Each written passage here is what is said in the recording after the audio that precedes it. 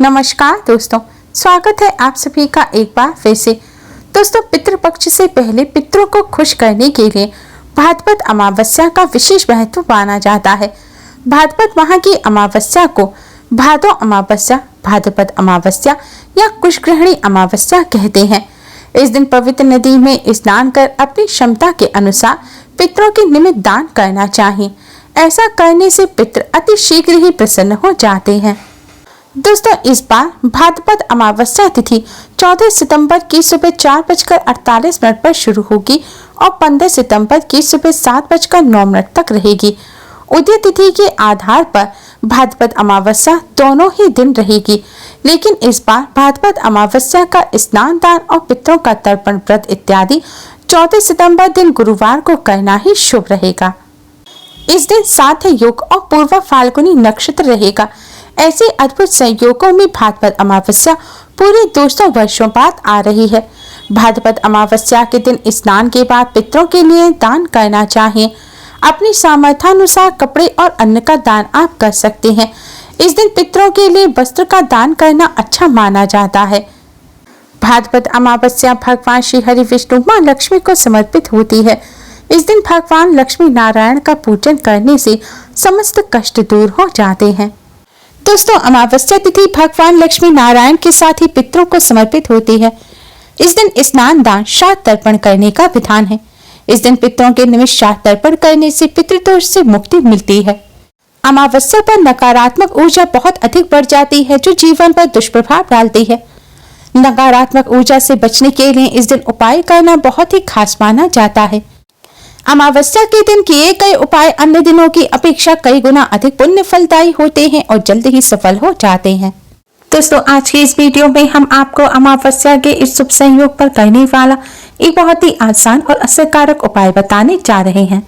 इस उपाय को करने से दुश्मन शांत हो जाते हैं, दुश्मन नुकसान पहुंचाना बंद कर देते हैं, पितरों की कृपा प्राप्त होती है, पितर प्रसन्न होकर अपना आशीर्वाद देते हैं और पितरों के आशीर्वाद से बिगड़े कार्य भी बनने लग जाते हैं।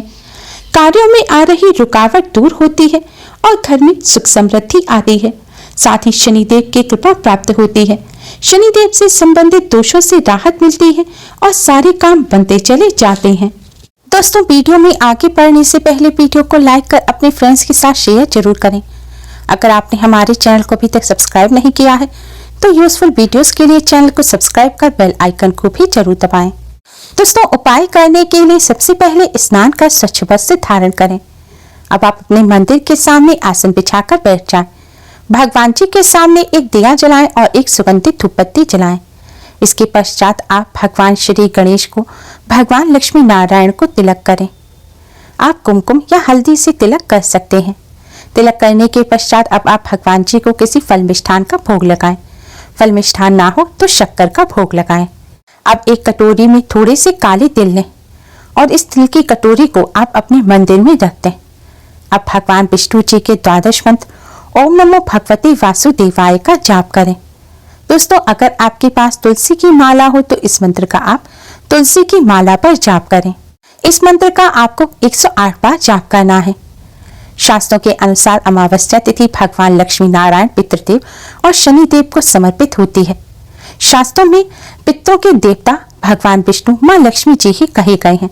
इसलिए पितरों को प्रसन्न करने के लिए, पितरों के कष्टों को दूर करने के लिए और पितरों का आशीर्वाद प्राप्त करने के लिए भगवान लक्ष्मी नारायण का पूजन करना अति आवश्यक है। मंत्र का जाप करने के पश्चात अब आप पितृदेव के इस मंत्र ओम पितृभ्य नमः का 11 बार जाप करें। दोस्तों, इस तरह पूजन करने के पश्चात अगर आप शनि दोष से पीड़ित हैं तो आप शनिदेव के मंत्र ओम शम शनिश्चराय नमः का भी 11 बार जाप करें। आप मंत्र का जाप ना कर सके तो आप पितृ चालीसा और शनि चालीसा का भी पाठ कर सकते हैं। इस तरह पूजन करने के पश्चात दोस्तों, आप भगवान श्री गणेश, भगवान विष्णु, मां लक्ष्मी जी को प्रणाम करें और अपने पितरों की आत्मा की शांति की प्रार्थना करें। पितरों को जो कष्ट हो उसको दूर करने की प्रार्थना करें। पितरों को मुक्ति दिलाने की प्रार्थना करें। इस तरह प्रार्थना करने के पश्चात दोस्तों, आप फिर से भगवान श्री गणेश, भगवान लक्ष्मी नारायण और अपने पितरों को और शनिदेव को प्रणाम करें और जाने अनजाने में की गई सभी गलतियों की क्षमा मांगे और पितृदोष और शनि दोष को दूर करने की प्रार्थना करें। दोस्तों, इस तरह पूजन करने के पश्चात अब आप एक रोटी तैयार करें। आपको एक मीठी रोटी बनानी है। इसके लिए या तो आप शुद्ध जल से आटा मढ़ें और आटा मढ़ते समय ही आटे में आप शक्कर या गुड़ डाल लें और फिर इससे एक रोटी तैयार करें। या फिर आप रोटी बनाते समय जैसे आलू के पराठे बनाए जाते हैं और स्टफिंग भरी जाती है, इस तरह आप आटा अगर साफ रखा हो तो उस आटे में आप गुड़ या शक्कर भर लें और फिर उससे एक बेलकर रोटी तैयार कर लें। दोस्तों, अब इस रोटी को आप एक प्लेट में रखें और इस पर घी लगाएं। घी ना हो तो आप सरसों का तेल लगाएं, लेकिन आपको यह रोटी चुपड़नी अवश्य ही है। अब इस रोटी को आप अपने मंदिर के सामने ले जाएं और आपके जो भी दुश्मन हो, जो भी आपको कष्ट पहुंचा रहे हैं, उन दुश्मनों को शांत करने की भगवान से प्रार्थना करें, कष्टों को दूर करने की प्रार्थना करें। इस तरह प्रार्थना करने के पश्चात दोस्तों, यह जो तिल आपने मंदिर में रखे थे, इन तिल को आप इस रोटी पर डाल दें और पितरों की आत्मा की शांति की प्रार्थना करें। इस तरह प्रार्थना करने के पश्चात दोस्तों, अब यह रोटी ले जाकर आप किसी कुत्ते को खिला दें। अगर घर से बाहर कोई कुत्ता ना मिले, आपके घर में कोई पालतू कुत्ता हो, तो आप उसको भी यह रोटी खिला सकते हैं। लेकिन कोशिश करें कि काले रंग के कुत्ते को आप ये रोटी खिलाएं। अगर काले रंग का कुत्ता ना हो तो आप किसी और रंग के कुत्ते को भी इस रोटी को खिला सकते हैं। अगर मेल डॉग ना मिले तो आप फीमेल डॉग को भी इस रोटी को खिला सकते हैं। दोस्तों, शास्त्रों के अनुसार पितृपक्ष की तरह ही अमावस्या तिथि पितरों को समर्पित होती है। पितृपक्ष में पितरों की आत्मा की शांति के लिए पंचबलि दी जाती है।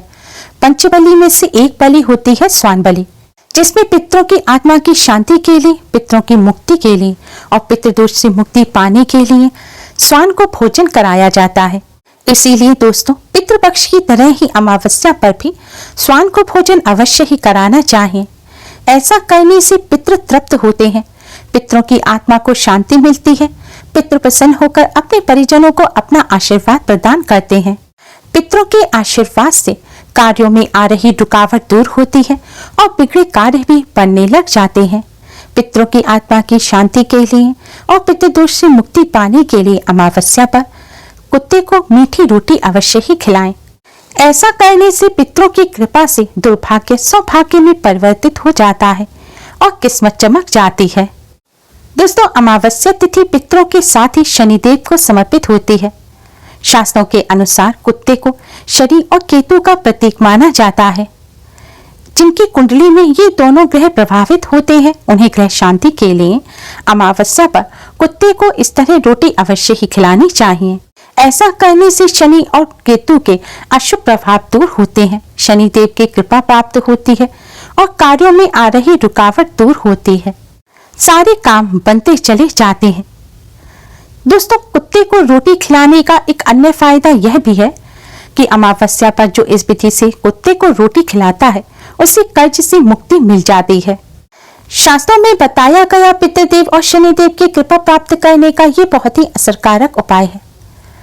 दोस्तों, मान्यता यह है कि यह रोटी जब आप कुत्ते को खिलाएंगे, अगर कुत्ते ने उसी समय यह रोटी आपके सामने ही खाना शुरू कर दी, तो समझिए आपके दुश्मन उसी समय से शांत होने शुरू हो जाएंगे।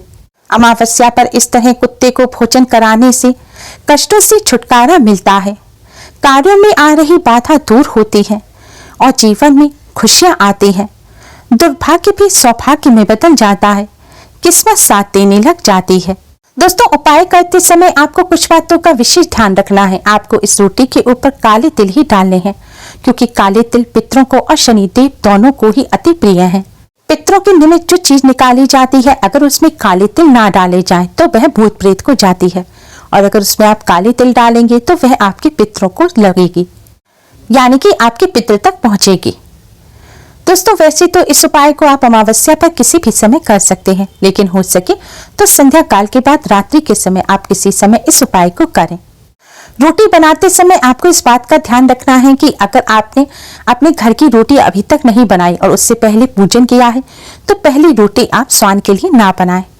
आप घर की रोटी बनाने के बाद अंत में या पहली रोटी बनाने के बाद दूसरी रोटी आप यह बना सकते हैं, लेकिन पहली रोटी के तौर पर आप इस रोटी को ना बनाएं।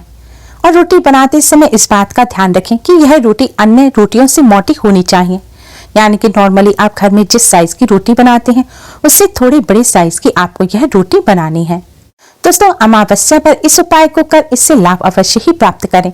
उम्मीद है आपको हमारी ये वीडियो पसंद आई होगी। प्लीज लाइक करें, हमारी इस वीडियो को अपने फ्रेंड्स और रिश्तेदारों में ज्यादा से ज्यादा शेयर करें, जिससे वह भी इसका लाभ उठा सके। हमारी और भी वीडियोस के लिए हमारे चैनल को सब्सक्राइब करना ना भूलें। Thanks for watching.